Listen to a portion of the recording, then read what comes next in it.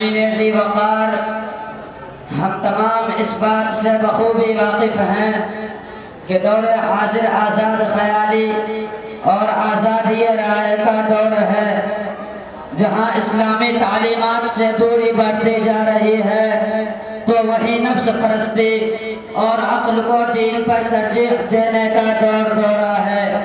معاشرے میں جس قدر برائیاں جنم لے رہی ہے یا پنپ رہی ہے، اس کی وجہ یہ ہے کہ یا تو ان کو برائی نہیں سمجھا جاتا ہے، اگر سمجھا بھی جاتا ہے تو اس کے انسداد کا حل ایسی چیزوں میں تلاش کیا جاتا ہے جو خود بھی مذموم اور قابل ترک ہوتی ہے۔ حاضرین محترم، مذہب اسلام کی تعلیمات میں سماجی برائیوں کے سدباب کے کیا کیا طور طریق بیان کیے گئے ہیں، اس موضوع پر روشنی ڈالنے کے لیے مولوی محمد اسامہ کو کہ وہ آئے اور مذکورہ موضوع پر اپنی تقریر پیش فرمائیں۔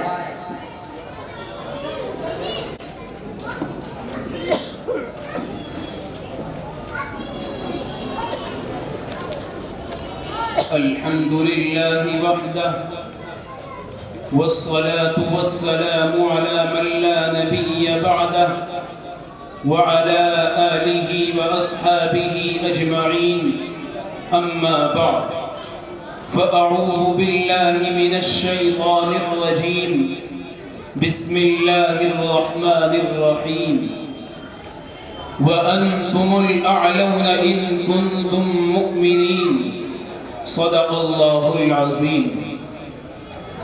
محترم سامعین کرام اور مہمانان عظام اور چمنستان حسینیہ کے نوشگفتہ پھولو، آج میں آپ حضرات کے سامنے سماجی برائیوں کا سدباب اسلامی تعلیمات کی روشنی میں کے عنوان پر لب کشائی کرنے کی جسارت کر رہا ہوں۔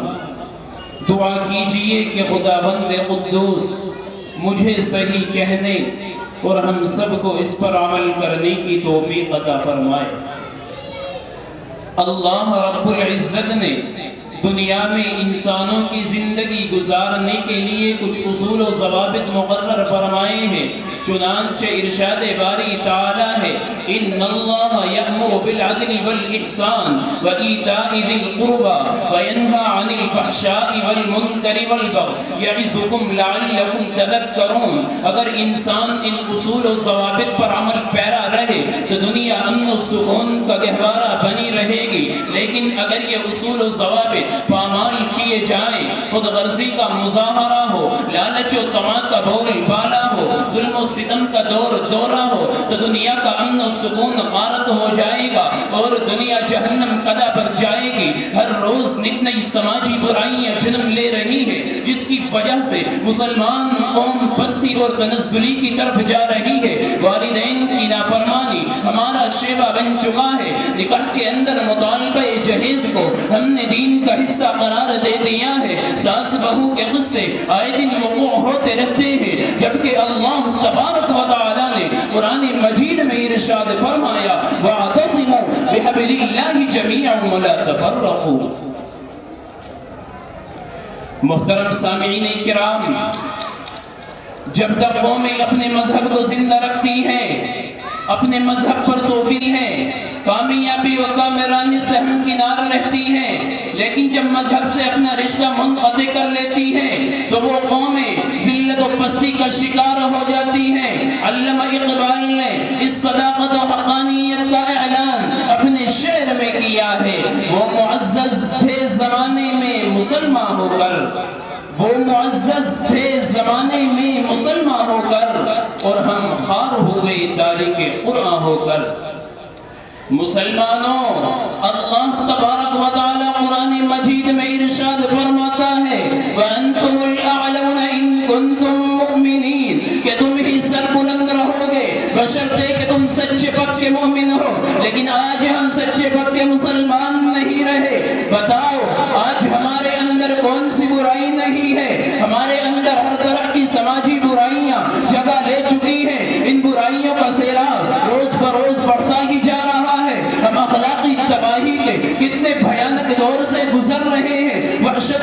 جاہلیت کے سیاہ بادل ہر طرف چھائے ہوئے ہیں، آئے دن ہم شرافت اور تہذیب کا جنازہ اپنی آنکھوں سے نکلتے ہوئے دیکھتے ہیں۔ اس کی وجہ یہ ہے کہ ہم خالق حقیقی کو فراموش کر چکے ہیں، جس کا سب سے بڑا سبب فساد اور ایمان کی کمزوری ہے۔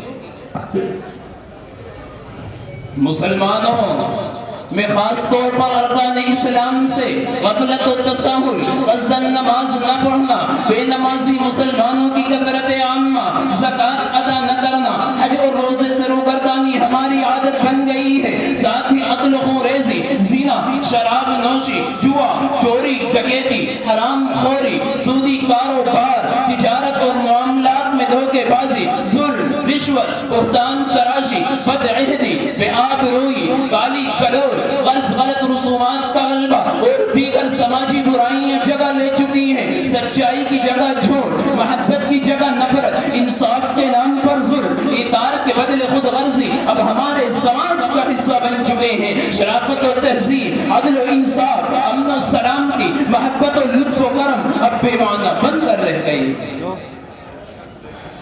محترم سامعین کرام، اب ان برائیوں کے سدباب کے وسائل و اسباب پر غور کرتے ہیں۔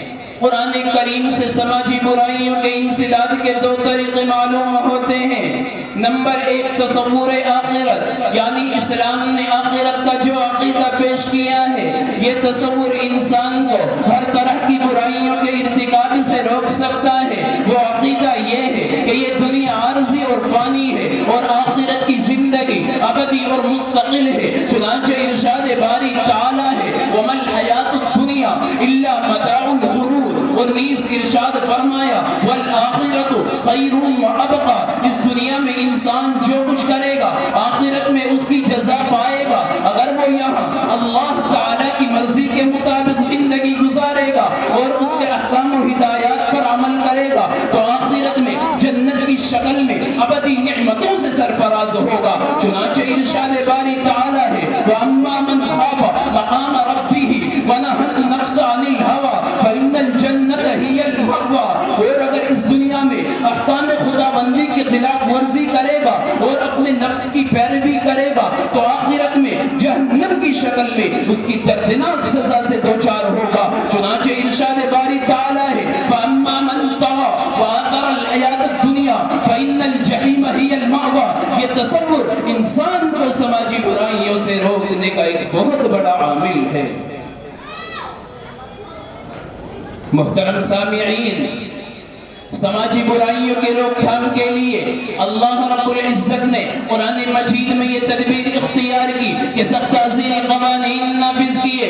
ان قوانین کا ایک مقصد جہاں یہ تھا کہ مجرموں کو ان کے جرائم کی سزا ملے، تو دوسرا مقصد یہ بھی تھا کہ دوسرے لوگوں کو اس سے عبرت ہو۔ اگر ان کے دلوں میں جرائم کی طرف کچھ میلان پایا جاتا ہے تو وہ ان سخت سزاؤں کو دیکھ کر پیچھے ہٹ جائیں اور ان کے ارتکاب سے باز آ جائیں۔ اسی لیے اسلامی شریعت نے ان سزاؤں کو علی الاعلان مجمع میں نافذ کرنے کا حکم دیا۔ تو اگر ان دونوں صورتوں پر عمل ہو اور مجلس و مسجد اور اجلاس وغیرہ میں ان پر زور دیا جائے گا تو ممکن ہے کہ برائیوں کا سیلاب ختم ہو جائے اور سماج میں صلاح و تربیت آ جائے۔ میں انہی چند باتوں پر اپنی تقریر ختم کرتا ہوں۔ وما علینا الا البلاغ۔